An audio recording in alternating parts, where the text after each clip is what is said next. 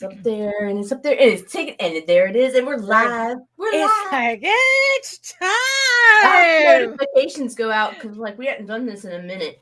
Yeah, I know, right? It always feels every time we skip a week or so, it's like we haven't done it in a billion years when we come back. Yeah, I'm like, all this foreign shit over here. What is this crap? Right, yeah, I know, right? Well, I mean, it's like I had to read, kind of do my cameras over again. I don't know. StreamYard is acting up today, so God knows how it's right. how it's working. And my lighting and shit is all off. Like I am whiter than white. Oh no. I'm looking mighty gothic. Oh no. Yeah. Oh my goodness. Good morning, everyone. It is September 16th, 2024, and this is the Rage Into the Vlogs. We are out of practice, so that means it's going to be a great show. And it's a Monday. So everything's in retrograde. The shit's hitting the fan. It's splattering everywhere. Cats and dogs living together. Total chaos. They're not living together is what we hear. Anyway, we're gonna let y'all get a snack or a coffee or whatever. Yeah, I know, right? Intro. Yeah. All right, you ready? Absolutely not, but hit it.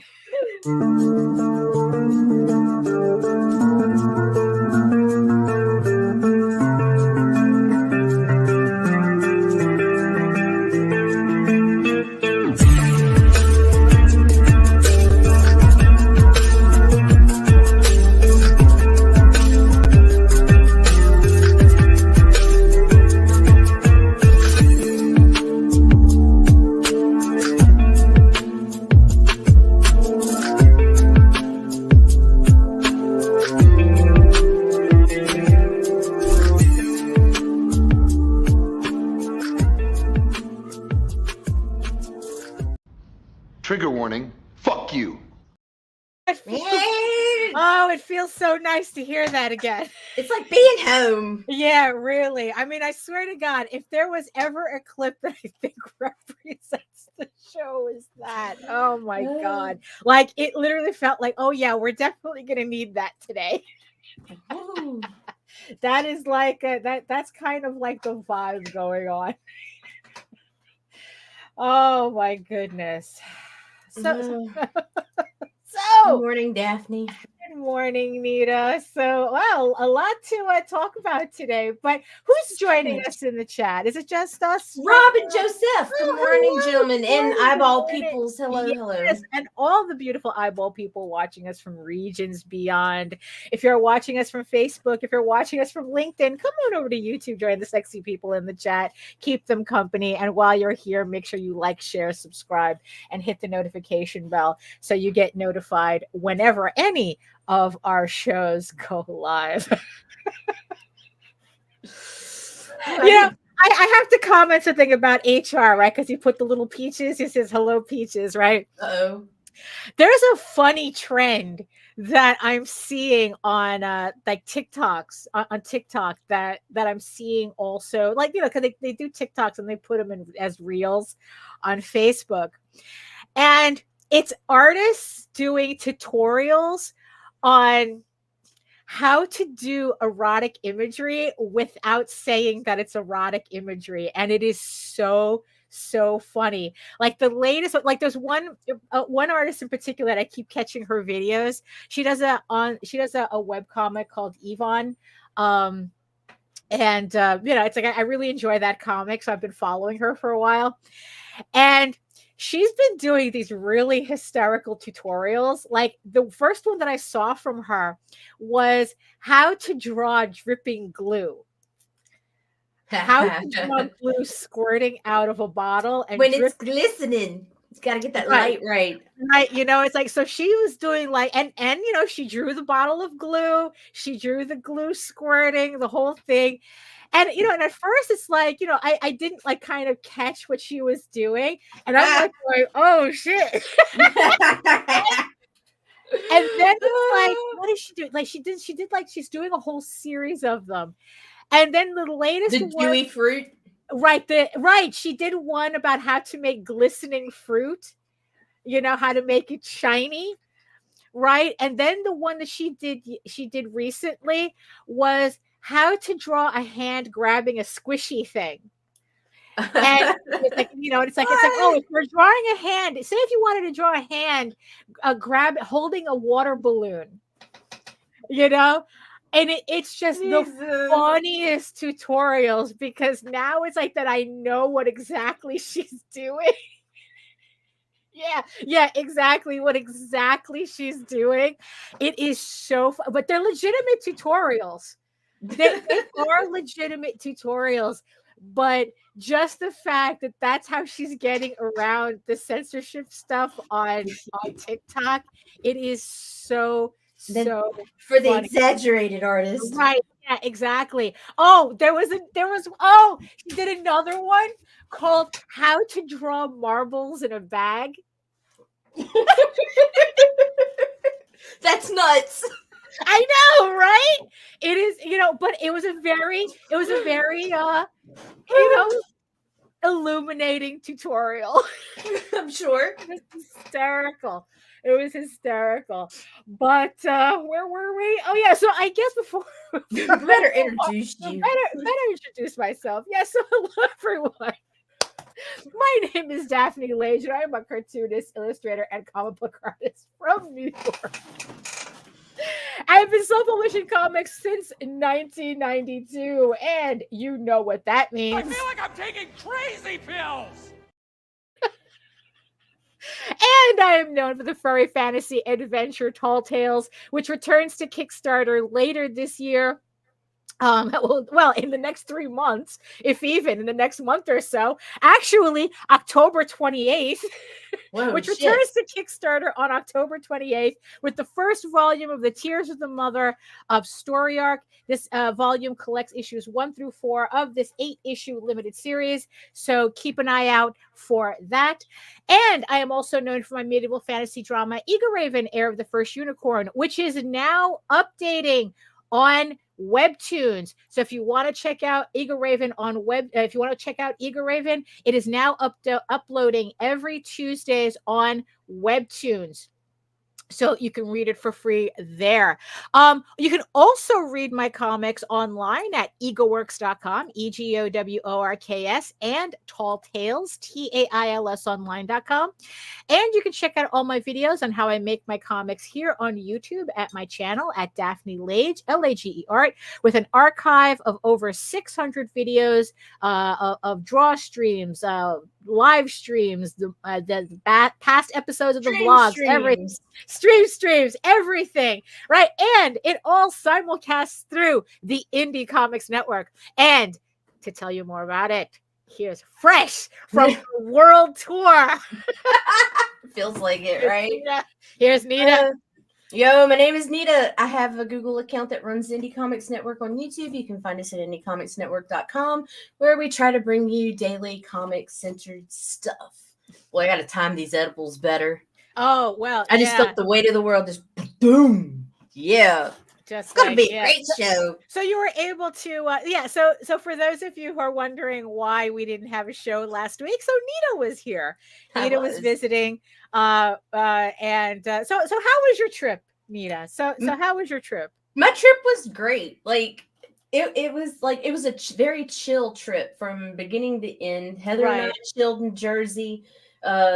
I had good foods everywhere I went. My travel was pretty much. It was decent considering the amount of transfers and shit I had to make. Right. It was just a trip. I'm not pregnant, and I made it home alive.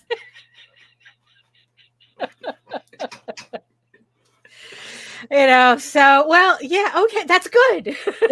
That's good. And if I am, tell Captain I said hello. Oh, right. Yeah. Right. Captain owes you child support. So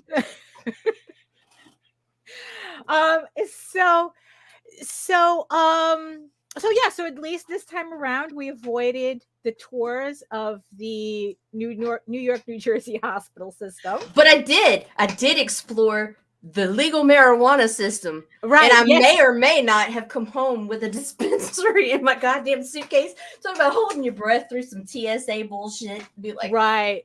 So they didn't give you any trouble with that at all? none. Right. And like I got really ballsy towards the end because I was like, fuck it, I can only do this once a year. Right. Because I wasn't counting, you know, I may or may not go to Miami this year. Right. Yeah. And so it was like, I need enough to last me till next year. And I just fucking bagged up on that shit. Right. Yeah. But I mean, I don't see like the TSA here, like that's pretty much the only security you have to go through. Right. You know, I mean, it's like it's not like you're going through customs in Louisiana. No, but they got dogs walking through Dallas, Fort Worth, and that's where I was sweaty. I was like, oh shit.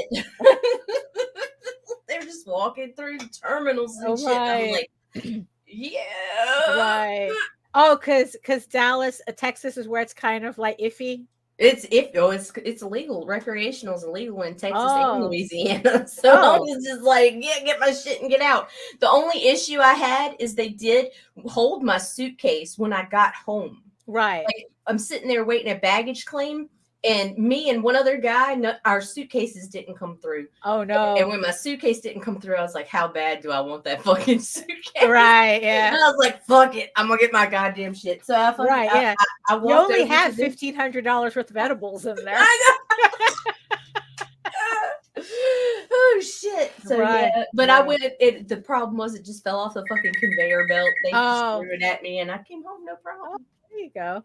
Yeah, so that was a first for me though.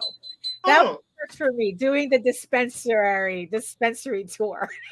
It was fucking interesting as shit though, because like that we had that first one that we walked in that felt like a doctor's office or something. Right, almost. Like, it's like it's like they had like all the showcases with like, oh, these are the farms. All the glass cabinets with fucking descriptions of the farms and the women owned and local and whatever the demographics are. Right. And you had like all the like here are all the products. Here are all the different teas. Buds and the glass is what got to me. They had like these fucking little display cases like this big with a nug off of each plant strain that you could get, so you could examine the hairs and shit on this fucking plant. And I'm just like, I just want some goddamn weed. I want some weed that ain't dirt weed. I take Samson weed at this point. Right. Like poking out the sticks. Right.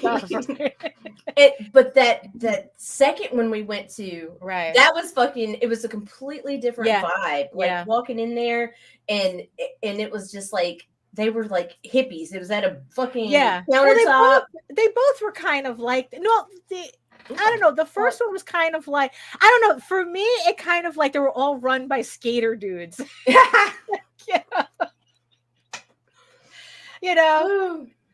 got Avril Lavigne, playing, and it's like.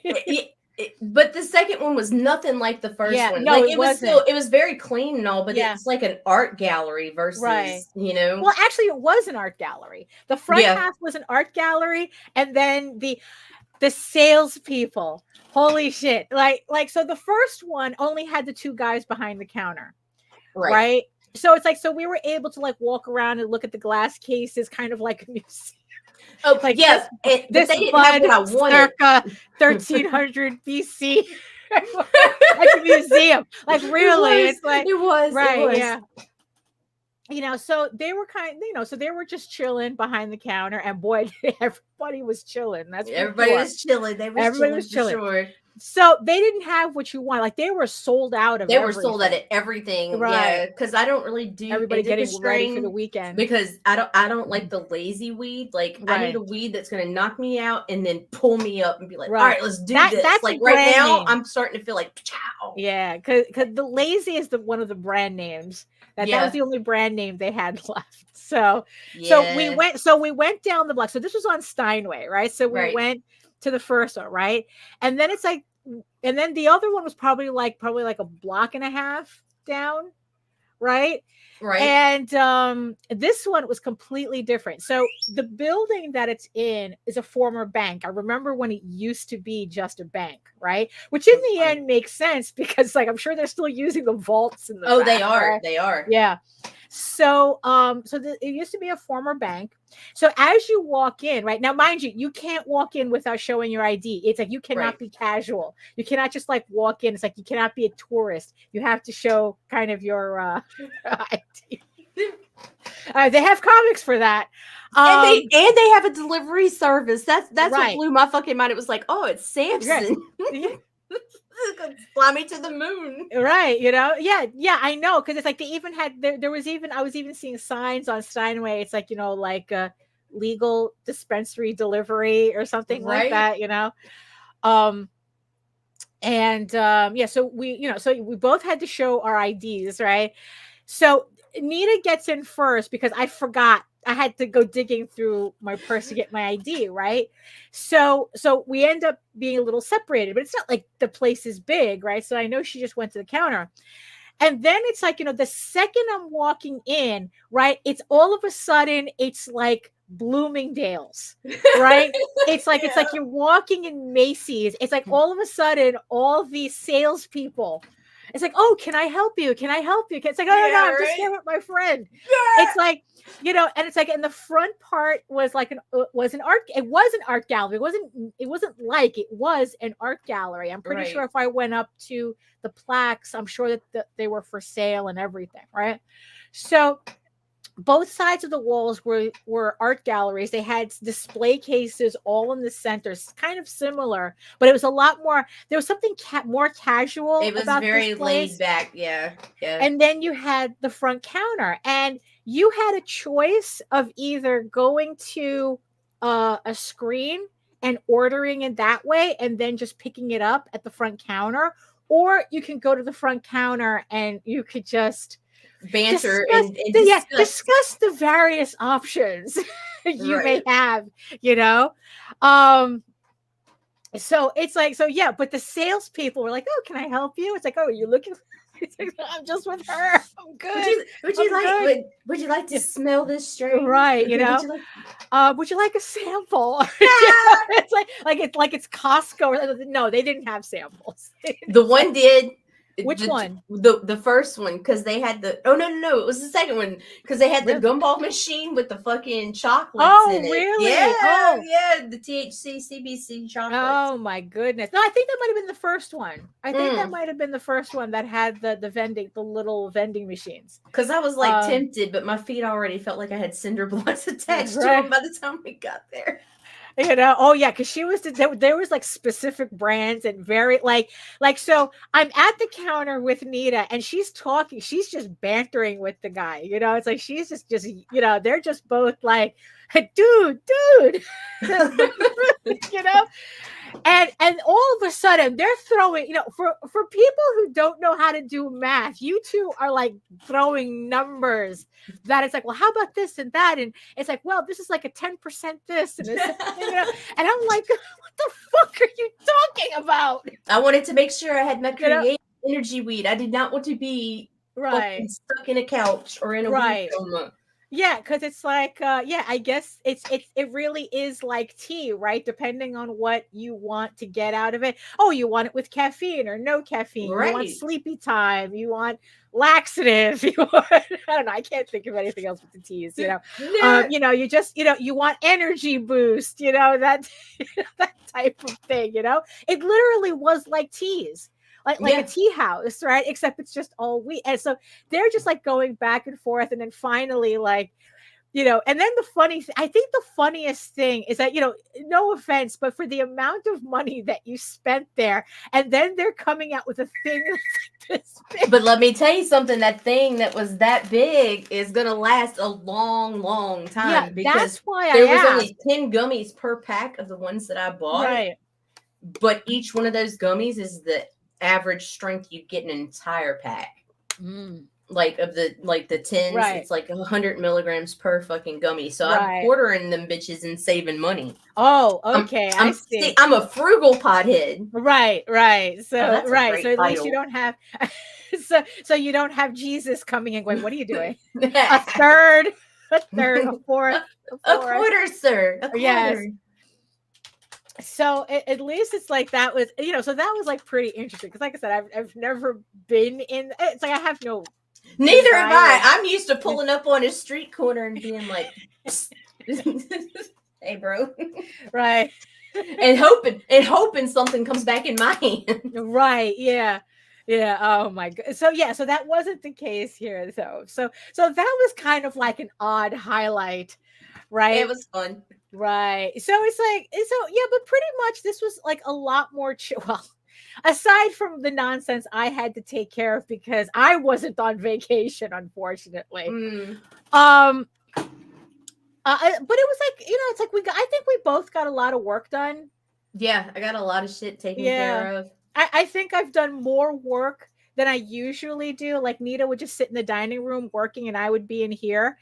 And we would just work. I mean, pretty much how we would do most of the days, except we were in person. Except now it felt like, I told me, it's like, holy shit, I think I did more work having you here physically than online. So you know what that means, right? She goes, what? I go, you can't leave. And then I couldn't because Right. of the fucking hurricane. Oh yeah, exactly. And then it's like the hurricane came in. And it hit Baton Rouge when I was supposed to be flying in. So they shut down BTR and NOLA. Yeah. And it was like, well, fuck. And so I tried to call and get a flight early to be ahead of the storm. Right. And those motherfuckers were gone. As soon as the fucking state of emergency was declared, it was like, nope, the best we can do is Friday morning. And it was like 8:00 in the fucking morning. Yeah. Yeah. But it wasn't, but in the end, it's like what? You gained a day. Yeah. Right. After American kind of like cutting your days short before you came here. Right. Yeah, you gained a day. In the end, C and the kids got through the storm, without an issue. It wasn't as bad as it could have been. Been. The dry air over Texas really ripped her in half, so she really didn't strengthen before she made landfall here. Right. So I mean, they had a storm, but it wasn't anything noteworthy for us. Yeah, it was just a lot of rain, and I think you lost a couple of shingles, right? Or was that from the last storm? No, it's new. So so like in the end, it was just like it was very chill. I was very happy you could at least relax, And we got to go to the Motion Image Museum. That was we did. Fun. We were able to do that because we went to the Museum of the Moving Image, which is here in Astoria. It's and then the beauty of it is that it's free on Thursdays, so it worked out. We went there, we saw the Jim wait, hey Odin. We saw the Jim Henson exhibit. Hello. And I thought, we had some Unos. Oh, I ate all your pizza only after you left. Completely. I didn't even think about the pizza until I got hungry. It's like, right. Yeah. It's like, all the leftovers are here. So I spent like the last couple of days just going through all the leftovers that we had from every place. Man, Uno's pizza was awesome. That fucking crust was killer. Oh, yeah, definitely. Or as Rosario would say, pizza cake. And I go, well, fuck you. I like the pizza cake. I like pizza cake too then because it was awesome. And the best thing about it is that they were able to make that non-dairy because neither of us can handle that. So it really, it was really nice. I mean, we had like a very chill week. I mean, was there anything else that stood out for you? Oh my God. From getting wrapped up in my drama that I am not going to talk about on the air. Where we went to eat. Oh my God. What? Oh, that was that fucking garlic shrimp. Holy the Colombian restaurant. Yeah. Yes. Oh my gosh, dude. Yeah. That's Jose took us to a Colombian restaurant. Hey, it's one of our regular places, but Nita was like, oh my God.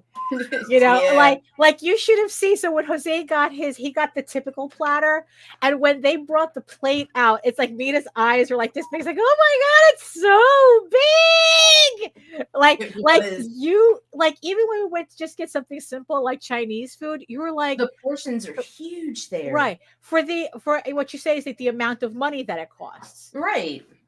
Yeah, it's more expensive, but you're getting twice the fucking food, and two people can eat off of almost any fucking thing you order out there. Just, it was like, wow, and that's a single serving. Right, yeah. Well, especially if you believe in yourself. It's all that walking you guys do. Right. Yeah, no, really. It's really, like, I remember reading somewhere that New Yorkers, I guess, we have the largest circumference of calves, our calf muscles. You We do have the some largest, nice yams. well, yeah, we have like the largest calf muscles in the United States because we walk everywhere. And nothing's level. Right, nothing's level. Nothing, Right. like Oh, this, I get motion then I got sickness. to show you the Queens Beach, the Costco Oh, beach. yeah, that was fucking There's fun. literally a beach next to Costco. Yeah, it's just like a tiny little thing. It's a stone's throw in any direction. Yeah, you know, so it was just really funny. Unfortunately, the rest of the parks was like they're renovating a lot of the parks on our end, Right. because when it's all open, you can literally just stay by the water and walk straight all the way to the Brooklyn Bridge if you want. I mean, it's a good walk, you know, but that's like the parks are just all connected. It's just that now I think they're renovating everything, so we couldn't When do you that. say a good walk, I'm kind of, you know what my brain does? Oh, What? thank God. Right. Because if you say around the corner, I know we're walking 3 miles minimum. Well, but the thing is, the Mexican food was literally around the corner. Yeah, there was one place that was literally around the corner. And Yeah, then that was a good little place, right. too. Yeah, because it's like, because there was surprise. the one moment Nita got indignant and like going, you know, for all the food you got here, where's the Mexican? Where's Yeah. Mexican? And I go, you feel like Mexican? She goes, yeah. It's like, where's your Mexican food? And I go, it's around the corner. And it was. And it was. And it's like I had never gone there. And the food was really good. It was really good. Those were It was good really leftovers. And You it's know? authentic Mexican too, not that Tex-Mex shit we find down here. Right. Yeah. I mean, it's like, yeah. So it seems like all the Latin foods are on Broadway, right? And I think all the Latin and Thai foods are on Broadway. All the Mediterranean and like your more chain restaurants are on Steinway. You know, it's like, but really, it's like whatever you felt like, we could have found it. Yeah, You right. know, I mean, it's right there. Like I remember once Nita had asked me, "Oh, you know, it's like, do you think that when I'm there, we can get like Thai food?" Oh my And I God. go, yeah. And like 100 places popped up right Yeah, within and a I mile go, yeah. It's radius. like, is there anything close? And I go, Nita, it's New York. Well, that And was then before I we saw did- it yeah. for myself. Yeah, and then it's like when we looked it up on Google Maps, like pretty much like the thing lit up like a Christmas tree. That's how many Thai places are just in my area alone. You know, it's like, yeah, we have no problem. You know, but I'm glad you had a good time. I mean, honestly, I wish my nonsense didn't rear its ugly head at that moment. You know, I think we could have done more, but I don't. It just means you have to come back. That's all. Yeah, Right? yeah. Well, I mean, Yeah. of course. Yeah, of course. I got to. Right. Yeah. Yeah. So, so yeah. So to kind of like finally get to the topic at hand. Oh boy. Yeah, this one might be Y'all gonna be sensitive. yeah, you know, it's like, you know what, I So, think you might have to hit that disclaimer again, more for myself. Oh, know? snaps. You know? So not that I want to talk about AI, but something happened this weekend. Something happened this weekend.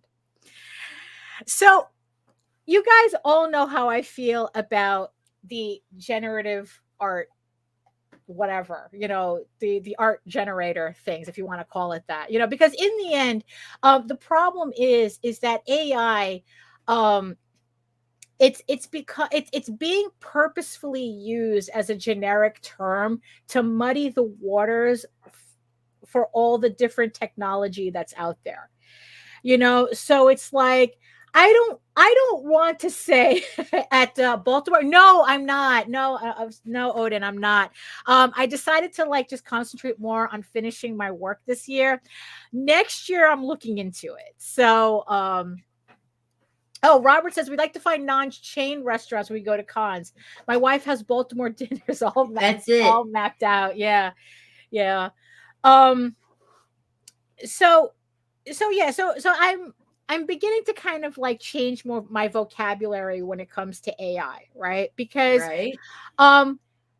the technology that we rail against is the graphics generators, right? It's like, it's like, look, and it all boils down to the entire platform is built on stolen artwork, on stolen content, with no compensation to the people they stole from. And until that gets settled, I have no need or want to even use that technology, regardless of what the potential is. Right. At minimum, no one should be able to use artist names as prompts. At minimum, if there was ever a compromise I wanted to make on this, it's that. And that's the bare minimum. It's like, what, if you guys are not going to purge the libraries, if you're not going to, want to give compensation, then you have to remove artists' names unless they're licensed. Right. It's like, you can't say we don't own our style, but then you need our name to gain access to our styles. So obviously our names, our styles are associated with us. They are personal to us. If you need our names to get our style, then that style belongs to us. As it's like, you can use any other artistic terminology you can to put together whatever Frankenstein bullshit you want to put on there, but you just can't use names. But until that happens, I have no interest in that technology. Right. At the same time, though, they're using the controversy around that technology in order to make it sound like that if you're against AI, you're against all AI. And it's like that couldn't be further from the truth. You are never going to hear anybody rail against the tech that it's able to predict breast cancer 5 years before it develops. You are never going to hear anybody complain about that technology. That's exactly what we want it for. It's like, you're never going to hear somebody knows where we're headed. Yeah, exactly. Yeah. So yeah, we're Stay tuned. Give us a minute. Give us a minute. So, no one, it's like, when I talk about showing my sister the Samsung, I forgot what they call the Samsung AI, where it does live translations as you speak, kind of like a global communicator, like from Star Trek. Like, you talk to the phone and it translates to whatever language you need to translate to as you're speaking, right? And we were playing around with it to test the accuracy of it, because it's like, okay, I can figure out Portuguese, Spanish, she can figure out Italian, French I can kind of recognize. So we were kind of like playing around as to how accurate it is. The trick was when we were playing around with Japanese. So my sister's learning Japanese and she was looking at us like, oh yeah, this is pretty accurate.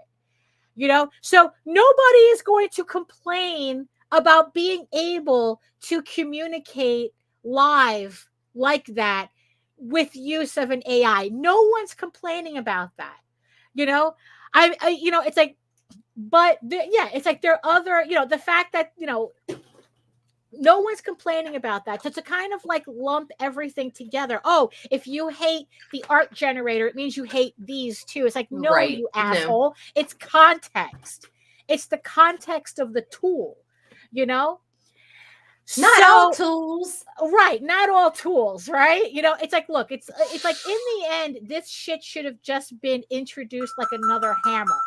Right. It's like, but the problem with a hammer is that, you can use it to build a house or you can use it to bash someone's brains in. It's context. Nobody's saying the hammer itself is bad, right? It's how you use it, right?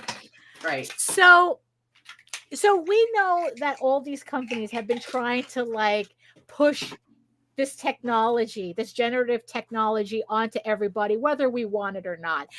In the end, it is, unless it's in a free. Context, take it. Right. Unless it's in a context where it actually helps people, most people are saying it's like, no, this is bullshit. Right. It's like, we don't want it. It doesn't really improve. Right. So Adobe has been pushing, their generative technology in their products. Every time I had to go back to a previous version of all the suite so that I don't have it on my computer, right? Even like Acrobat, they tried to push, their AI assistant. And I had to go to a previous version to kind of get rid of it, because also it kept choking out my computer. Why do I want something that you're going to fuck up my system, right? So I'm not going to use it. So pretty much I've spent all this time, trying, like pretty much like I don't need it, I'm not going to use it, right? Except for Grammarly, right? So Grammarly for it that is using generative tech to help you, to help you proofread your stuff. I use it all the time. So like I said, it's context as to what this is. There is no, if you don't believe in this AI, then you don't believe in any AI. It's like, no, that's not how that works, right? Like I said, it's like, don't be stupid. It's about context of usage, right?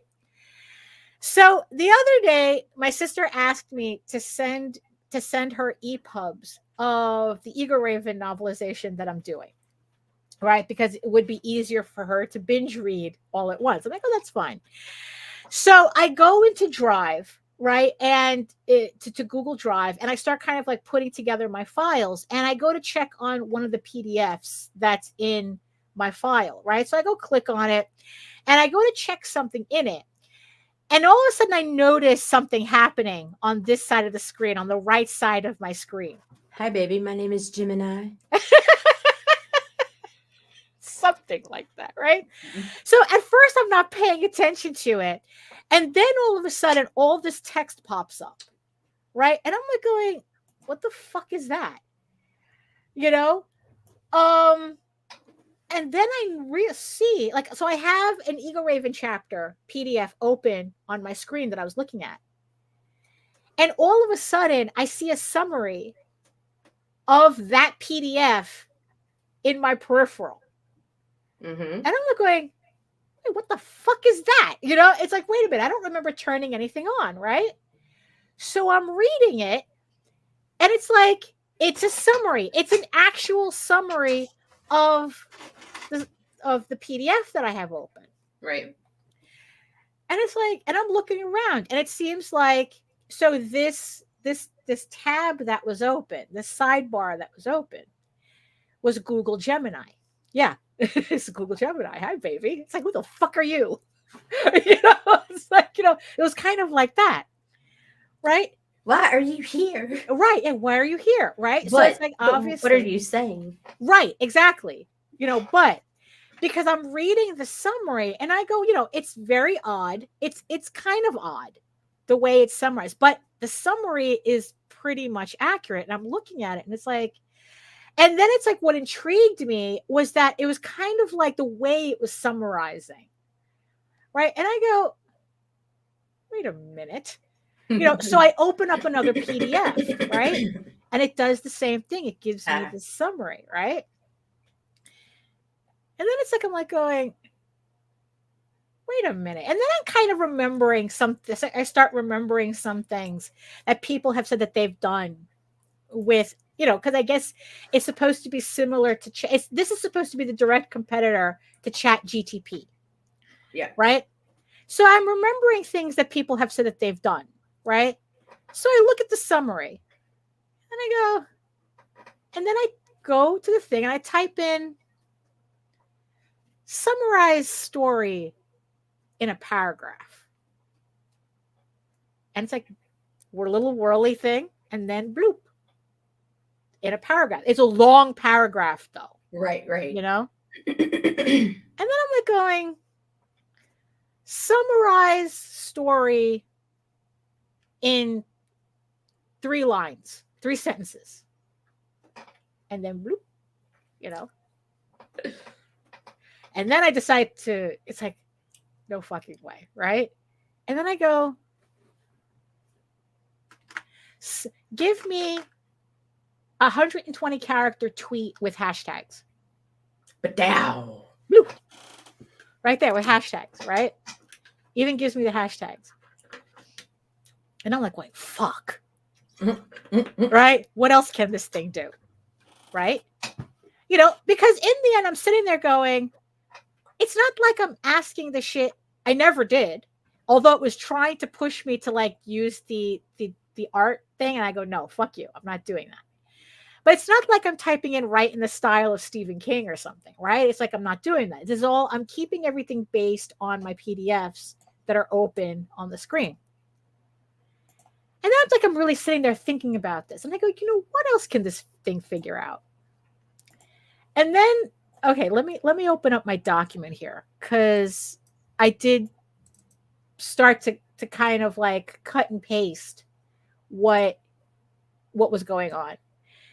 So then I ask it, so I open up the novelization. This is all based on the novelization, although, so then it's like I'm thinking about it. It's like, okay, what is the age range? What is the reader age range for Eager Raven chapter 1? Right? Right. And this is what it tells me. The recommended age range of potential readers is not explicitly stated in the document. However, considering the complexity of the plot, the vocabulary used, and the mature themes explored, it can be inferred that the book is suitable for young adult and adult readers. And I go,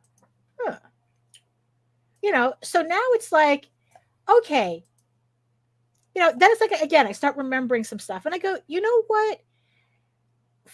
People have been saying this, oh yeah, this is great for marketing, right? So it's like, okay, so let me start asking it questions like I'm trying to figure out marketing for this, right? So then I ask it, why, like an additional question. I don't remember exactly what I asked it, but I asked it to clarify what it had said. Why is it recommended for young adults and adult readers? Right. Now, mind you, remember, this is based on chapter 1. The shit gives me a bullet point list. Yeah, it did. It says the story is most likely intended for young adults and adults. Here's why. Complex themes. The story explores themes of political intrigue, a social hierarchy, and the complexities of identity, which are more suitable for mature readers. Violence. The story contains scenes of violence and gore, such as the graphic descriptions of the stag and hunting dog's deaths. Romantic elements. There are hints of romantic tension, particularly between Eager Raven and Rillian, which are typically more appealing to older readers.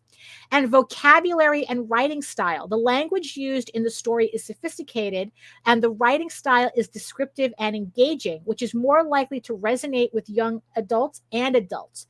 However, the story also contains elements that could appeal to younger readers, such as fantasy creatures, action and adventure, and strong female protagonists. Overall, while the story contains some elements that could appeal to younger readers, the complex themes of violence and romantic elements suggest that it is most suitable for young adults and adults. And then I'm like going, okay, now you kind of like before you had my curiosity, now you have my attention, right? It's like that. You're going to get a second date. Did I shave? Yeah. No, we didn't. We're not thinking there yet.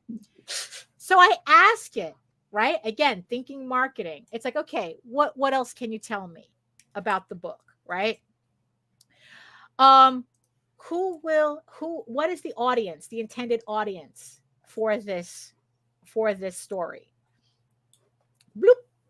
The story appeals to readers who enjoy fantasy adventure with elements of political intrigue and coming-of-age themes. The richly detailed world of Edenron, filled with elves, unicorns, and dragons, will captivate those who love immersive fantasy settings. Additionally, the complex relationships and power struggles between characters will intrigue readers who appreciate political maneuvering and character-driven narratives. By this point, I'm already DMing Nita in a panic.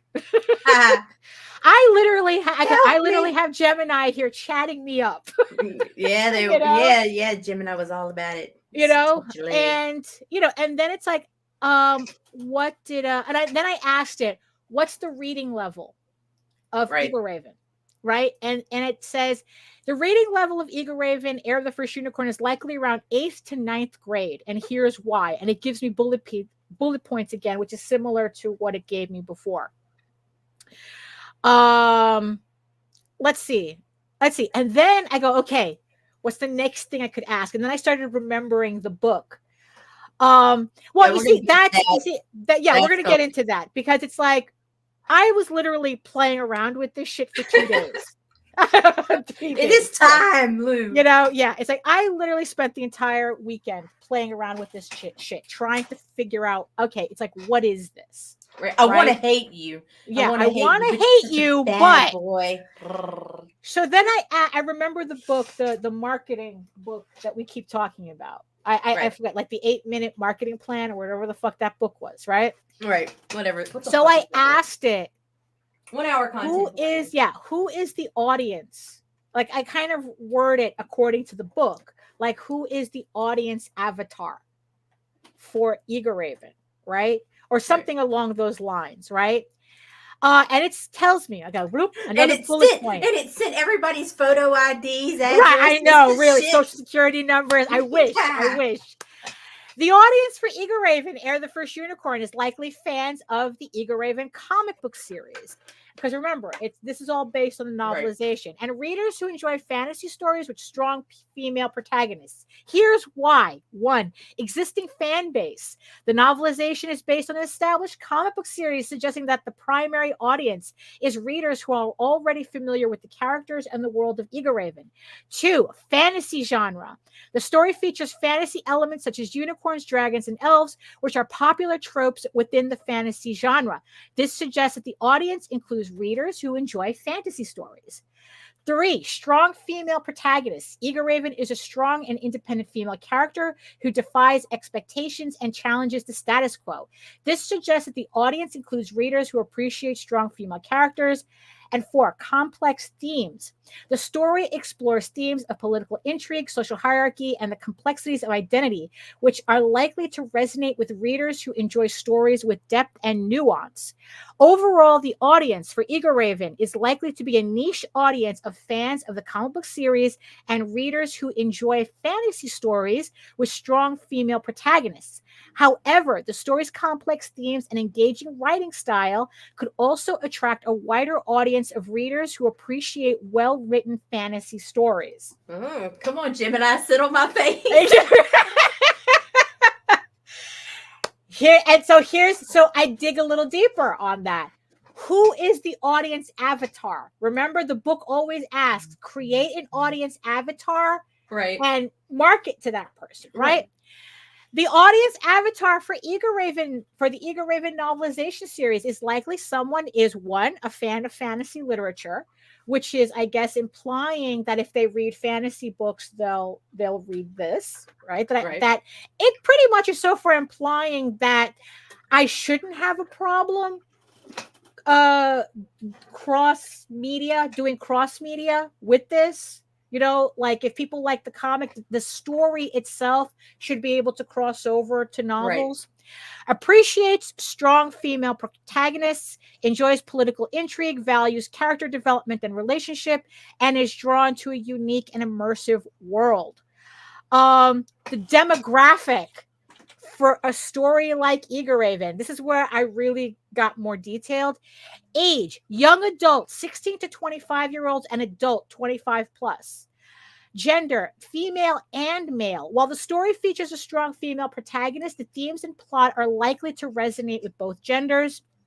Interests, fantasy literature enthusiasts, fans of strong female protagonists, and readers interested in political intrigue and political commentary. Overall, the demographic for Eager Raven is likely young adult and adult readers who enjoy fantasy stories with strong female protagonists and complex themes. Uh-oh. Right. And then the next thing that I did is ask it, how do I find an audience for Eager Raven? Let's see what the bitch tells me, right? Whoop, another bullet point list. 1, leverage the existing comic book fan base, engage with existing readers, promote the novelization within the comic. 2, target fantasy readers, participate in online communities, collaborate with fantasy authors and bloggers. It gives me more detail, but I want to read out the whole thing. 3, reach out to fans of strong female protagonists. Connect with feminist book clubs and organizations. Use targeted keywords and hashtags, i.e. hashtag strong female characters and feminist fantasy. 4, utilize online advertising. Run targeted ads on social media and book-related websites, such as Facebook, Instagram, and Goodreads. Consider using Amazon marketing services. I don't know what that is, but it's like AMS allows you to promote your novelization to Amazon shoppers who are searching for or browsing fantasy books. That's the shit all of our novel people are frustrated with and looking for other means. That's true. Attend book fairs and conventions. Participate in events that cater to your target audience. Offer free examples and excerpts. Make the first chapter or a short story or a short excerpt available online, considering offering a free ebook giveaway. By employing these strategies, you can effectively reach the audience for your Eager Raven novelization and generate interest in your work. And then I asked it, and then I started getting a little bit personal with it. It's like, it's butt stuff. I'm gonna give you my number. You know? I go, what is the overall quality of the writing of the story? It's like, okay, let me kind of ask it this. The overall quality of the first chapter of Eager Raven, Heir of the First Unicorn, is quite promising. It effectively sets the stage for an engaging fantasy story, including key characters, conflicts, and the unique world of Edenron. Here's a breakdown of its strengths and areas for potential improvement. So now I'm asking this shit to act like an editor. Strengths: engaging opening, strong world building, intriguing characters, conflict and tension, and vivid imagery. So that's what it gets out of what I have. Areas for potential improvement: pacing, dialogue. Okay, pacing. The pacing of the chapter is somewhat uneven. It gives me examples. Dialogue. Well, the dialogue is generally well written. Some exchanges feel stilted or unnatural. And then exposition. There are moments where the exposition feels heavy-handed, particularly while explaining the history and lore of Edenron. Overall, the first chapter of Eager Raven, Heir of the First Unicorn is a strong start to the novelization. It effectively introduces the world and characters, setting the stage for an engaging fantasy adventure. With some minor improvements in pacing, dialogue, and exposition, the story has the potential to captivate readers and leave them eager for more. And I'm like going, here are my socks. Like, okay, fine. I'm taking off my socks. Fucking asshole, you know. It's like, yeah, you know. So then I start playing around with more. I asked it to do a back. Okay, so here is where it starts to show me its weaknesses. Right. So I asked it to do a back cover blurb sample. Right. Right. I go, give me a back cover blurb. You know, like, and I specifically said that. Give me a back cover blurb. Right. And it gives me that. But the shit is so clunky that it's like, that's when I realized, okay, here we go. Right. I knew I had to hit its weak spot somewhere. Right. I thought it would get bigger. I thought it was. Yeah. So the back blurb cover, the back blurb that it gave me, it's kind of clunky. Right. Like, you are not using this as is. You know, it's like I'm looking at this and I'm like going, this is almost like it's clunky / cringy. And this is why there still needs to be a creator. Right. And I'm like going, okay, this is obviously this is where it started to remind me of Grammarly. Right. Right. So I'm looking at it, it's like, oh yeah, this requires a lot of work. You know, okay, fine. You're giving me that base, right? But it still requires a lot of work. You do not use it straight. You do not use anything straight on this. Right. Then I asked it again for another Twitter sample with hashtags, 120 characters. The one that it gives me, now that I'm paying attention to it, again, it's clunky. It's like, that's not how I would word it, but it's a start. Right. Right. Right. Then I do summarize in 5 sentences. And it gives me, again, it's like, that's not how I would do it. It's like, it's a little, like I said, it's clunky, a little cringe. Right. So I'm like going, okay, all right, give me my sock back. It's like, then it's like, okay, let me go back to the marketing aspect of this, Right. of Gemini. And I go, okay, what can I kind of figure what I could ask it to do in terms of going back to marketing, right? Give me a sales pitch for Eager Raven at conventions. The shit is hokey as fuck. Like, I would never say any of this shit out loud. Like, sure you would. I'm not. You're about to read it. I mean, it's like, the hokey shit like this, like, welcome to the enchanting world of Eager Raven, where magic and danger co-intertwine. If you're a fan of fantasy drama with elves, unicorns, and dragons, this comic is for you. Fuck you, Gemini. You are never gonna have me say that in public, except on this show for descriptive, for example, for example reasons, right? I love it. And it's like, no, that's hokey as fuck. It is. And then it's like the elevator pitch that it gives me, right? It says, imagine a world. It's like, really? It's like, really, Gemini? What's upon a time? Right. Where a half unicorn princess, Eager Raven, is torn between two worlds, struggling to find her place. She's caught in a power struggle between elves and unicorns, while dragons threaten to destroy everything she holds dear. What was that you popped up? What was that you popped Disney up? Disney. It's Disney-fied. That's exactly what it is. That this is like hokey Disney shit that it's giving me. And I'm like going, no. It's like your vibe is all off. It sounds stupid, right? And now I'm looking at my watch. Right? When does this date end? And then it's like, that's when I begin to realize that the information that it's giving me it's very generic, right? It's very generic. So it's like, because in the end, when all that previous stuff that I was talking about, like, okay, give me the audience avatar and everything, right.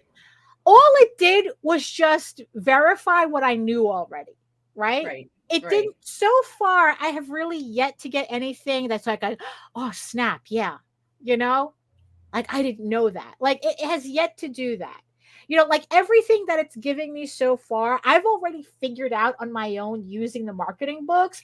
It's just exit. She came in through the bathroom window. It's like, yes, and I am crawling out of it right now too. And it's they're like very similar. Very right. So it's like, so all it's doing is kind of like confirming what I knew already. Which, oh, hey, friend. And so far, it's like, okay. So all Gemini is confirming was that I'm right so far. I'm on the right track so far. That in the end, it's all it's just, And the thing is, though, even like trying to get it to write tweets and stuff, I still have to mess with them. Right. And it's like, in the end, I don't think it really came up with anything that I wouldn't have done different on my own. And honestly, once you put in the editing factor into it, it's really not saving me time either. No. So like the rest of it, it's like, call to action. Don't miss out on this epic fantasy drama. It's like, yeah, thanks, Gemini. I would have never thought of that on my own. No, never. Nope, let's go back to the toy box. So right. So then it's like I decided to try something again, kind of like go back to like, okay, so the marketing thing, I'm kind of like, okay, now I'm beginning to see what it's doing. Let's go back to the creative aspect of it, right? Right. And I asked it, give me a list of potential tropes in Eager Raven. Remember those trope charts that I was kind of beginning? Right. And I told you, it's like, I can't even, Yeah, AI basically takes the info coordinates and processes data faster. Skynet has not become sentient. Yeah, it's not. But the problem with it being faster is it's really not faster for us because we still have to go back and correct it. Yeah. Because when I would there was a couple instances where I was playing around with it just to get a feel for it, and I would take something that I would post personally to like Facebook or whatever and have it, give me a variation or whatever. Right. And there were times it would just straight up ad lib some mad shit Right. from me that it's like that's not what I said, Right. not at Yeah. all. Yeah. So Yeah. in So terms of having to edit your edits, Mhm. it really Right. wasn't faster. Right. So I asked it to give me a list of potential tropes. Because of those charts that I was doing already, because that was like kind of like the trending marketing for novels anyway, right? Right. Bloop. Royalty and nobility. Let's see. Forbidden love, coming of age, chosen one, good versus evil, political intrigue, magical abilities, mythical creatures, strong female lead, family dynamic, duty versus desire, and war and conflict. Right. And I was like I could see the chart in my head. Right. And it even explains why those tropes are why it's choosing those tropes. Like I said, I'm not going to read it because it's just a whole bunch of stuff. Right. Then I decided to do something a little different. What are the themes in the book? Now I'm kind of like treating it like an English teacher almost. What are the themes of the story? Right. And then bloop, there's the list. Prejudice and discrimination, identity and self-acceptance, family and loyalty, duty and responsibility, power and corruption, coming of age, betrayal and trust, courage and resilience, the importance of unity, and the consequences of war. And then it says, overall quality of the story is good. The author has created a rich and interesting fantasy world populated with well-developed characters. The plot is engaging and the writing is clear and concise. However, this is kind of like just repeating what it told me before. There are a few areas where the story could be improved. For example, the pacing is a bit slow in places and some of the dialogue is stilted.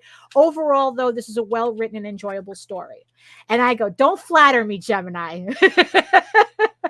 Don't flatter me. So now I'm in English teacher mode. I go, give me an example of the stilted dialogue and how to improve it, right? So I tell it that. And it gives me the examples. And again, this is where it ends up disappointing me again. It turns into Grammarly, where it's like, it tells me the dialogue that it can consider stilted, but none of the examples that it gives me to replace it makes any sense. Right. Like Grammarly kind of does that too, where it says, oh, replace this with that. And then it's like, replace this dialogue with this sounding like I'm having a stroke while I'm writing. We know what that sounds like. Right. Yeah. So it's like, no, again, it's kind of like with the script for the convention. It's like, no, this is hokey. You're changing the voice of the characters. That's not how they would say. That's not how they would say things. Right. Right. So it's like, no. And then I asked it, show me where the pacing is slow and how to improve it. Right. And it's like, so far on this one, well, like say it took the whole scene where Alaric and King Gardowen are talking about what to do with Eagle Raven and Rillian, right? And it says, oh, you have to intersperse it with scenes with scenes. And I go, no, I'm not going to do that. Because the information that they're giving, you can't break the reader's concentration on it. I mean, it's like, no, I'm not going to do that, right? Like another example that I did was that I asked it to look at the first chapter of the next novel, Cult of the Wolf Witch, right?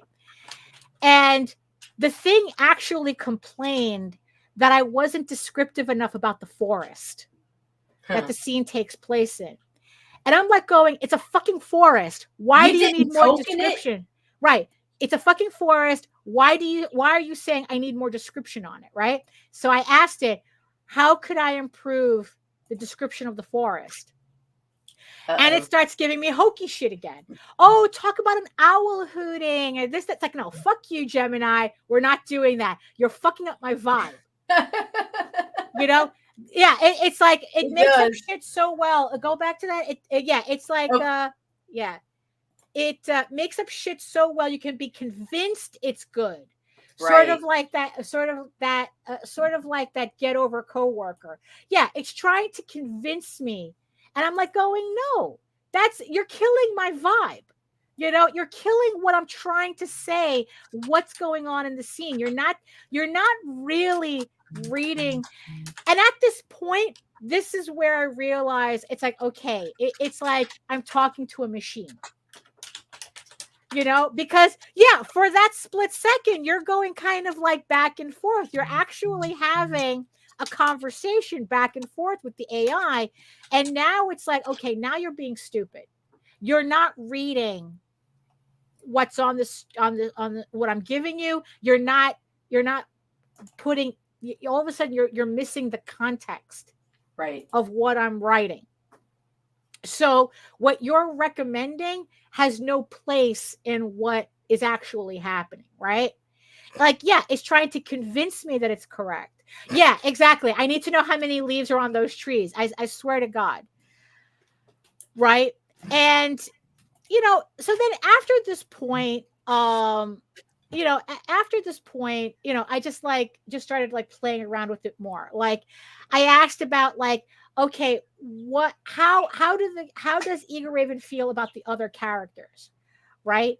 And then it actually gives me a list of all the characters and how, Eager Raven actually sees each of the characters. And that I found kind of interesting because it made me go, okay, I'm writing it correctly. Right. And then I'm like going, how does Eager Raven feel about the other characters? And again, it gives me this whole list about how it's interpreting how Eager Raven feels, And at this point, this is the point where Gemini turns into a toy rather than a tool.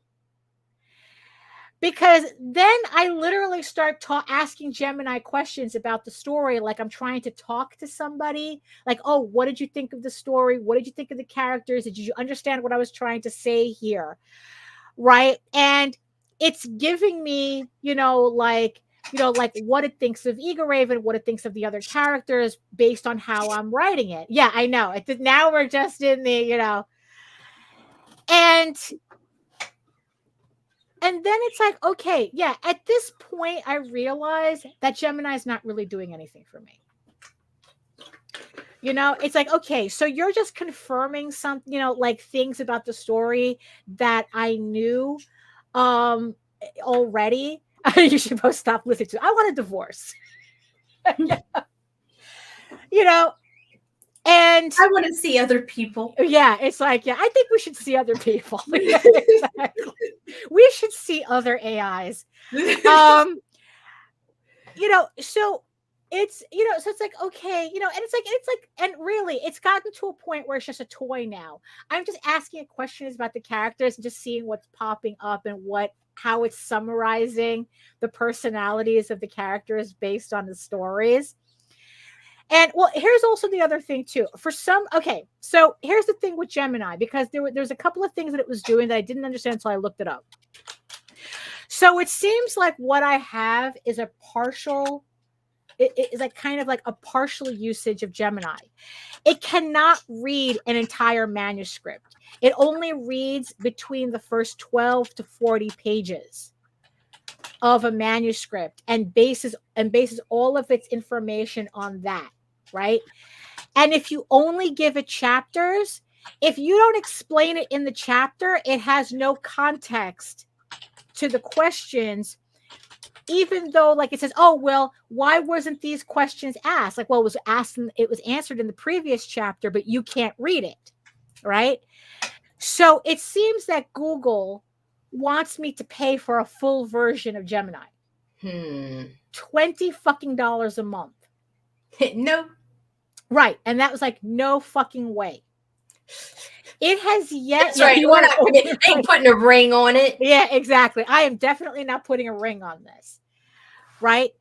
For a split second, it almost got me. It almost got me during the whole tropes list. And, and it's like, and during the but whole. But you got that theme, for free. Right. So why buy the cow? Almost got me. But at the end of it, though, it's like, okay. Yeah, Imagino says, yeah, it's just like you said, it's interesting but not useful. Right. Because even the marketing questions that I was asking it, I got those already. I got the books for that. Right. You're not telling me anything new. And it's like, look, even when it comes to like, okay, write me a blurb for the back cover, write me a summary, right? It's like, it's like you cannot, only the hackiest of hacks uses that shit straight.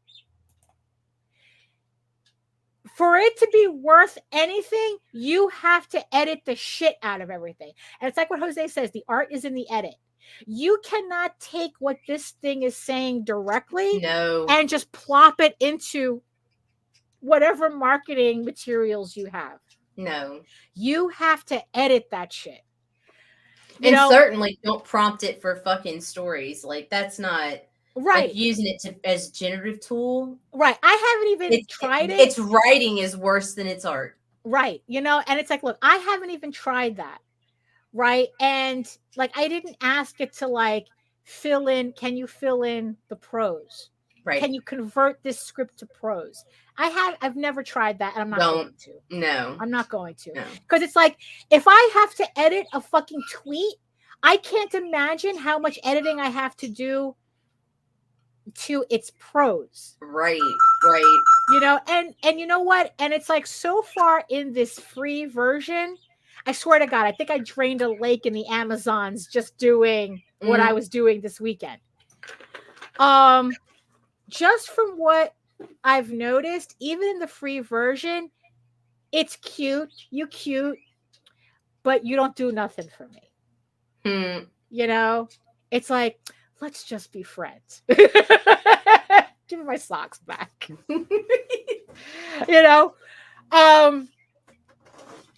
Like, honestly, I think what this really taught me this weekend, right, is that because now nobody can say, oh, you don't know what you're talking about.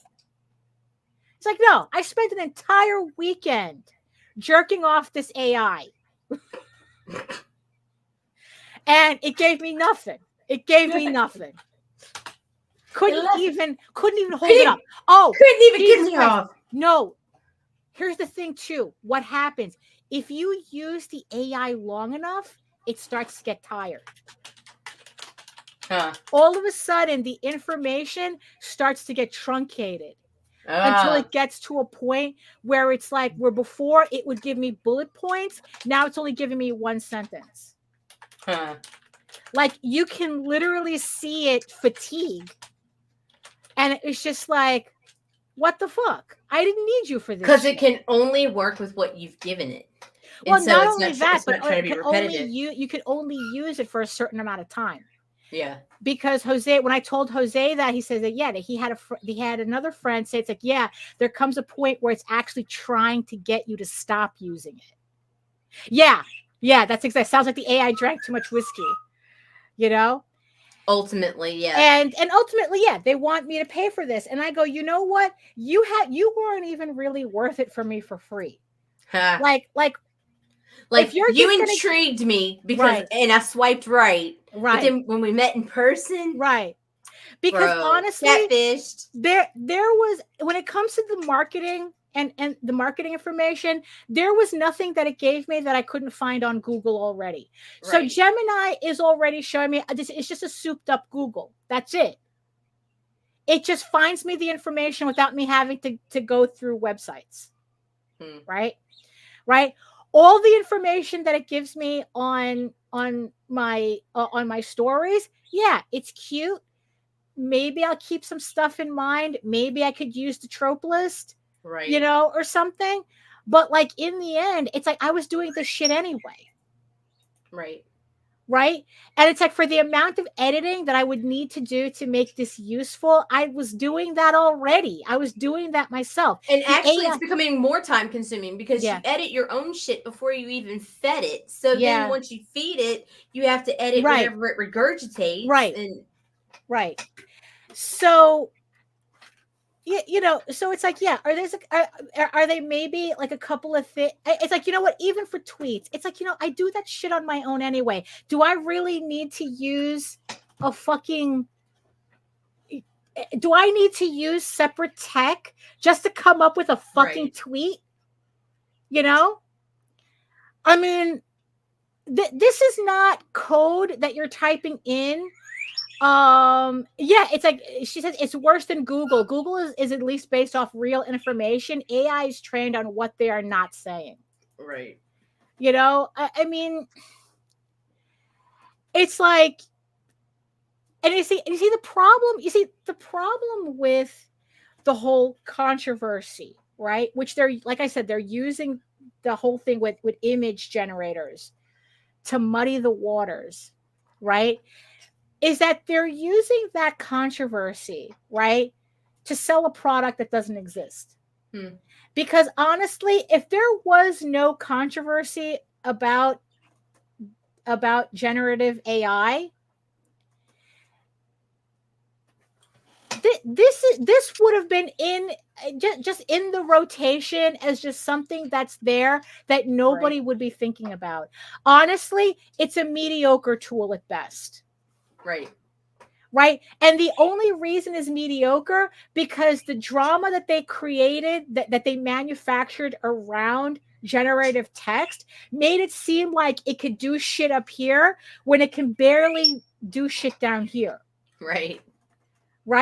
It's mediocre because I expected a lot more from this. And you know what? And it's like, you know, and I don't want to hear people saying, it's like, oh, why did you expect so much? Because all you motherfuckers fighting for this technology, that's what you guys were saying. You were implying it, you were fighting it, you resented the pushback on it. Right. So it's like, okay, you know what? Fine. Fuck it. I'll spend an entire weekend playing around with this shit. Oh, right. It's just Google on steroids. Amped up. That's it. That's it. It's just Google. It's not telling me anything. It's not really like enhanced. It's only reminding me, like, yeah, I could use it as a toy. It's like, oh, you know, talk to me about my chapter. Tell me about myself. Yeah. You know, it's like, but tell me all the things that I want right, to hear. You know, it's like, yeah, exactly. You know, it's like, you know, but there's nothing that it's telling me that's useful. Right. I mean, in the end, when I finish this novelization, I'm not going to ask Gemini to edit it. I'm going to hire an actual editor, an actual guy who's going to go through it with a red pen, and he's the guy who's going to tell me what works in the story and what doesn't. Right. Because if the alternate examples that that Gemini is giving me, which Grammarly tries to give me, if those are the examples that it's giving me as improvements, you got nothing to tell me. You are not, you're not, I don't want you to tell me anything. Just make sure that my words are spelled correctly, and that's where we're going to keep it. Yeah. Right. But like all this other stuff, it's just, it's you know, it's like, it's okay. It's like I said, it's a mediocre tool. It really doesn't do anything special. You know, it doesn't do anything we cannot do on our own. Which we're not doing already on our own. I'm already doing this shit. Yeah, everything it can do, we've already done. And done better in some instances. Yeah, I wrote the story. I know what all the characters are doing. I know what their feelings are for each other. I know what their relationships are for each other. All this is doing is making a bullet point list of shit I knew already. Right. And I'm just finding it funny that that's picking up on everything. You know, but other than that, it's like, okay, if I wanted to put together a bullet point of this shit, then it's like, okay, make me the bullet point of this shit and I'll edit it later. Moral of the story. What's the moral? The moral is AI is no better than we are. So suck it, tech bros. It's like, look, if you're going to you're going to tell me that this shit's going to replace me, you have to be better than me. Yeah. And right now you're barely my equal. You know, right. It's like, you're not even, it's like, you're just copying me. You know, you're barely copying me. Right. You know? So it's like, so in the end, it's like, okay, this is my assessment. Yeah, it's a cute little tool. I guess depending on what you're using it for, maybe you can find some usage on it, right? Little hints here and there, tweaking of wording, that type of shit. That's you know, it's about as good as it gets. It's fucking Grammarly. Right. You know, right. It's it's a souped up Grammarly. That's what it is. And I already pay for Grammarly. Right. You know, I'm not paying for this. I don't think this is worth $20 a month. Getting what I gotten is worth $20 a month. Mm-hmm. Grammarly, it took me a day to realize I was going to pay for it. Like, I started using Grammarly and I go, I need this shit. I need the full version. I need this in my life. Right. And I paid for it. It's not that I don't want to pay for it, you know, but this is a toy. Right now, it's just a toy. Right now, it's like, unless you're an absolute It's a Dollar Tree Barbie. Its head's popping off. If only a hack would use this exactly the way it works. Absolutely. You know, so it's like, all these tech bros are doing is trying to cover up that this is actually mediocre, that this technology is mediocre at best. Right. You know, it's like, because they want to make their money now. They don't want to wait until it's good. They don't want to wait until it's actually useful. Right. Right. They want us to fucking alpha test this. They want us to beta test it. They don't want to give us a properly working version that's actually helpful. It's like, Google already works like this. Why do I need this? Right. Right. You know, it's like Jose's learning. They're putting Jose through some ChatGPT classes as well, you know, for his job. Right. Because all they're going to use it for is reports, for it to search through all its reports. And it's like, oh, give me a summary of. Well, that's different. You're working with information, not imagination. Yeah, expenses between, you know, 92 and now. Right. And then it gives you a summary, because it's Google. It's all it's doing is allowing you to search a lot faster through your documents than you can. You know, it's like, okay, it's like, yeah, as I said, it's like, you know what? Okay, give me character descriptions. Give me character descriptions for all the characters in this chapter. You know, and then I would just, you know, it's like I just did already, right? And then it's like, okay, and then I can use that. Maybe I'll put it on the website or something. But it's like, it's really, for the amount of editing that I would have to do for it to sound right, it's not really saving me time. No. You know, so people have to amp up the new and sparkly shit. I'm a techie, but only a few things in Photoshop AI gets me excited.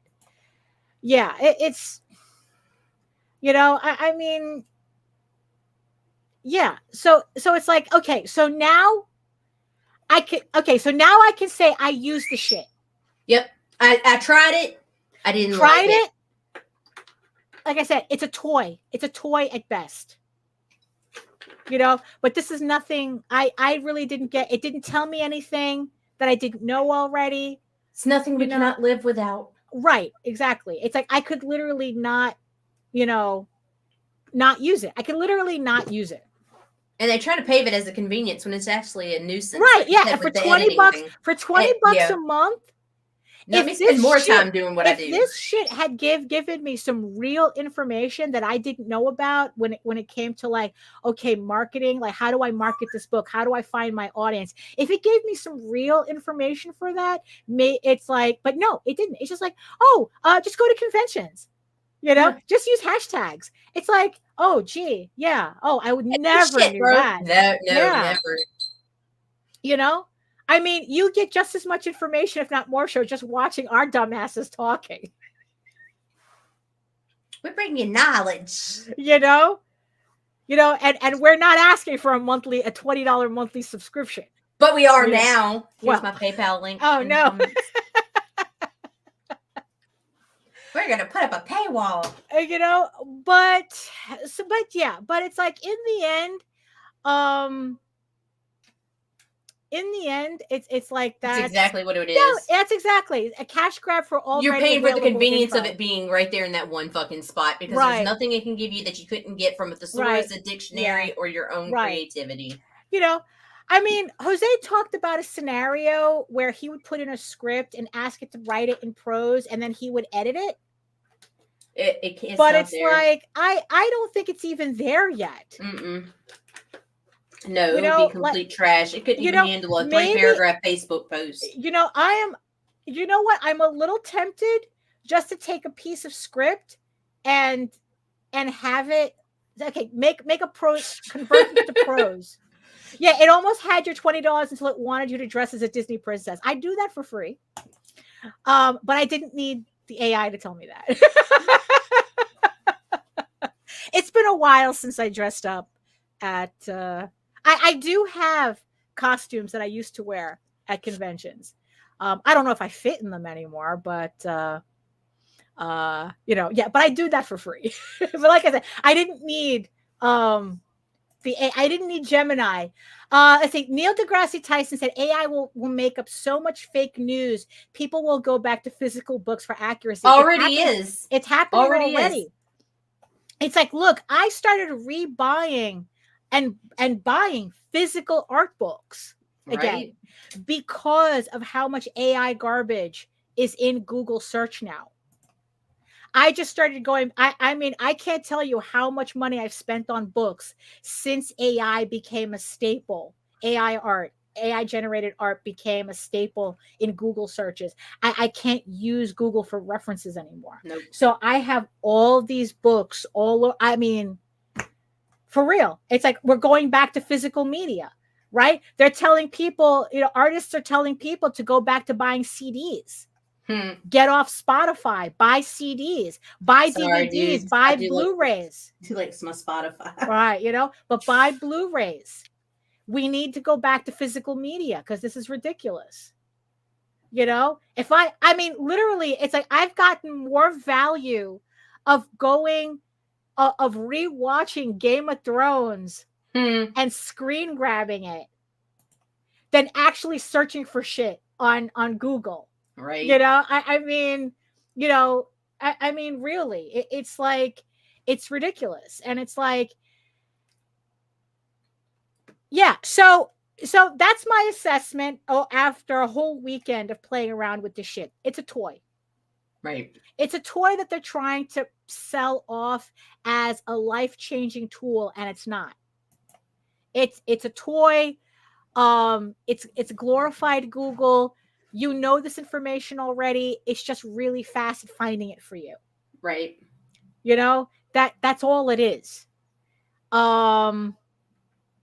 And yeah, so and then don't forget, it's fast at finding it for you, but what bullshit is it bringing you? Because I mean, seriously, it's still telling people that it's normal for 5 to 9 cockroaches to live in your penis. So I mean, come on. Not only that, there came a point. Not only did it stop giving me information at some point on my own stuff, it started making up shit. Well, yeah, about the characters. It started making up shit about the story. It started making up shit, and it's like, so yeah. So it's like I'm looking at it, it's like, where the fuck you get that from?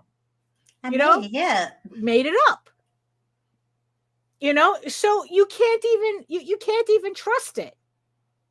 I mean, at this point, there's nothing. There's not much you can trust anyway. But it's like, like I said, if you're gonna tell me this shit is gonna replace me, you better be better than me. And so far, that has yet to be the case. It's like, look, we hear stories about all these companies replacing their workforce with AI only to start hiring people back 3 months later because the AI is completely bugging out on their shit. Giving away free air tickets, free airline tickets and shit, giving away free shit and stuff, I mean, selling houses for $1 or whatever. I mean, telling suicidal people to go visit a bridge. Right. I mean, Right. really, Right. I mean, this is the shit that it's doing. So yeah. So what's funny was that when I started playing around with it, I was really concerned. I was just like, holy shit, am I liking this? Right. And it turned out, oh, actually, no, because I'm not a hack. I drew you a picture. Yeah, I know. It's like, you know what? I'm not a hack, so I see this shit for what it is. So, because it just, what it's giving me requires me so much work to organize the information. It's like, dude, it would have been faster if I did it myself from scratch. So it's like, look, at least now nobody can say I didn't try it. Right. Oh, you're just being dismissive. No, bitch, I spent an entire weekend playing around with this shit. I know what I'm talking about. It's trash. It's like it's masturbatory at best. Right. I'm serious. Like I said, it's like, oh, tell me, read Eager Raven to me and tell me about it. It's like that's just what it is. Like, right. That's what it becomes, a toy for me. Oh, summarize this chapter. Tell me about this character. But I know this shit already. I just want to see what the thing says. It's a toy. Like I said, masturbatory at best, mediocre at worst. Even then, it's yeah, it's bleh. That's my assessment of Gemini, of Microsoft, of Google Gemini. And I think at this point, I think I personally can finally put this AI conversation, this generative tech conversation to bed. Like, honestly, at this point, I don't know how else to talk about this after this. Talk to me in 20 years. Yeah, you know what? You're right. Talk to me in 20 years. Show me where the technology is in 20 years. We'll talk then. But now, I'm done. This is the last time you're going to hear me talk about fucking AI. Because now I know what it is. Now I know how it works. And it's like, you know what? It's not that big of a deal. It's not the big deal that they're trying to claim that it is. And it's certainly not worth $20 a month. It's not worth, it's barely worth $0 a month. So that's my assessment of this weekend. And I don't know. You have any final thoughts on this? I know we were going back and forth on this conversation, right? But yeah, it's like, so this is pretty much my assessment.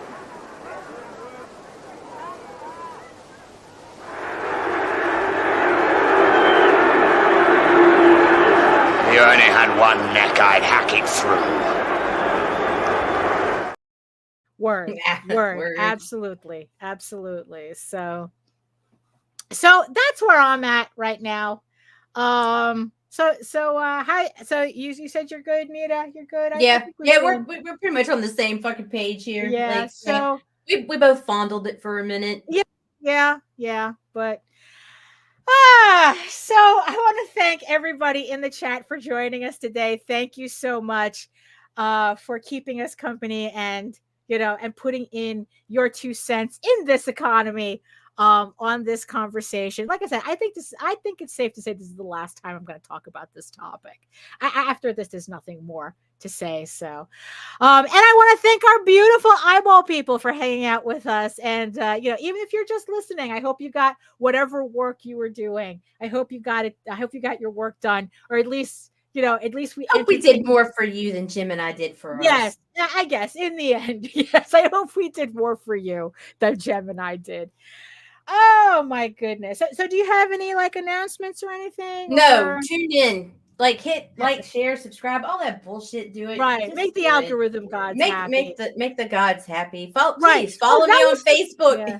Keep me alive. Yeah, that's something that someone had brought up in a chat room about this shit. If the shit could tell me how to get around the algorithm on social media, maybe it would be helpful. Right? Please. If that shit could tell me how the algorithm on Kickstarter works, Maybe it could be of some use, but uh Until then, like I said, talk to me again about this in 20 years. So if you want to learn more about me and my artwork and all my other stuff going on, you can head on over to my main portfolio site at egoworks.com, EGOWORKS, where you can find links to all of my galleries and social media sites, but I mostly post to Facebook if you're interested in seeing sketches and current work in progress updates. And remember, you can catch me on YouTube as well for videos and my semi-weekly art live streams, which I will be returning to this Wednesday at 4 p.m. Eastern. 2 hours of me just drawing and talking to the chat, having whatever conversations you want. If you think this is a free-for-all, that's a free-for-all. It's kind of like being at a convention without worrying about blocking my table. So it's a lot of fun. So come on over on Wednesday at 4 p.m. Eastern and join me in the chat. You can also read Ego Raven, Heir of the First Unicorn, for free, uploading every day, Monday through Friday, or you can catch it on Webtoons, updating every Tuesday on Webtoons. You can either read it either way, you're reading it for free. But if you prefer your fantasy to be more of a furry Lord of the Rings adventure, you can follow the link over to Tall Tales, TAILS online.com.